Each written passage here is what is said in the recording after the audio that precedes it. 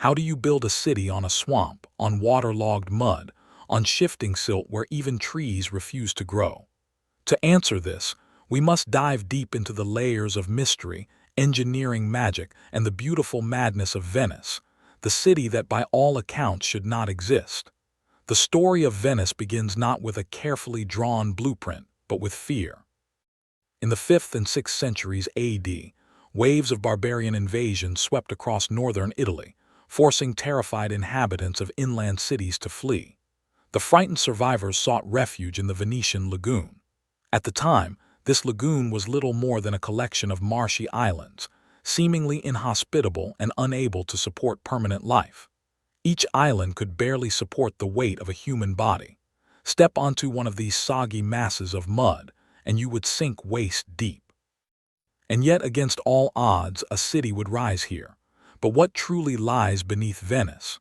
Is it only piles and stone, or are there ancient crypts, forgotten chambers, maybe even Atlantis's jealous cousin?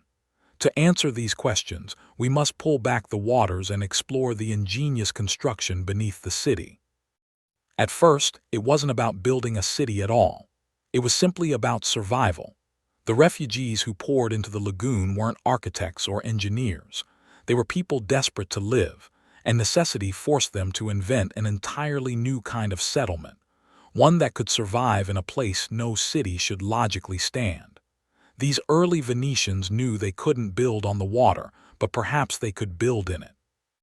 So their earliest homes were not palaces, but stilt huts and rafts lashed together, drifting from island to island like nomads on the water, until they discovered how to root their dwellings permanently into the lagoon. The first engineers of Venice weren't formally trained professionals. They were fishermen, monks, and refugees who worked with whatever was available: rope, logs, and stone. From their improvised methods came the foundations of one of the greatest architectural marvels in history. The very first layer of Venice's foundation was the most critical. The construction challenges posed by the lagoon's soft, marshy soil, which had virtually no load-bearing capacity, forced the Venetians to create a new solution: wooden piles. These were driven deep into the mud until they reached the compressed clay layer beneath. Once the piles were submerged, something remarkable happened. Because they were sealed off from oxygen under the waterlogged earth, they didn't rot. Instead, they underwent a slow process of mineralization, hardening over centuries until they became almost like stone. Most often, the Venetians used durable wood such as oak or alder, transported from as far away as Slovenia and Croatia. Entire forests were sacrificed to raise Venice. Historians estimate that more than 10 million piles were used across the island to stabilize the foundations of buildings. The dimensions of these piles varied, typically between 10 and 25 centimeters in diameter, 3.94 to 9.84 inches, and ranging in height from less than 1 meter to as much as 3.5 meters, 3.3 to 11.5 feet. They were packed densely, sometimes as many as 9 per square meter, forming a hidden wooden forest beneath the city. These piles still stand to this day, supporting iconic structures such as the Rialto Bridge and St. Mark's Basilica. The lagoon's clay played its own role as well, its fine, dense particles providing cohesion and stability, preventing the piles from shifting and helping them endure through the centuries. Above these submerged forests, the Venetians laid wooden platforms and then topped them with slabs of Istrian stone, a dense limestone quarried in Croatia. This stone was essential. It was resistant to erosion, salt, and the humid, briny air of the lagoon. Upon this strong foundation, the Venetians began constructing their city with a combination of wood, brick, and mortar. The wooden piles provided stability, while bricks and stone added strength and durability. Bricks were chosen for their lighter weight compared to massive stone blocks, reducing the chances of subsidence or cracking. Layer by layer, they built a city designed to resist water and time. But they did not stop at mere functionality. Once the base was secure, they reached for beauty. The upper levels of buildings were adorned with marble, mosaics, frescoes, and stucco, transforming survival architecture into artistry. Venice was not just built to endure, it was built to impress. Yet one of the strangest aspects of Venetian homes was their deliberate avoidance of basements and cellars. Ground floors were constructed as sacrificial spaces, often designed to flood first. Families lived on upper floors, the second, third, and sometimes higher, where they were safe from the tides. Because the city could not expand outward on its swampy base, it grew upward, with buildings unusually tall for medieval standards. Over time, Venice itself expanded, not as one landmass, but as 118 separate islands connected together, each stabilized by its own hidden foundation of timber.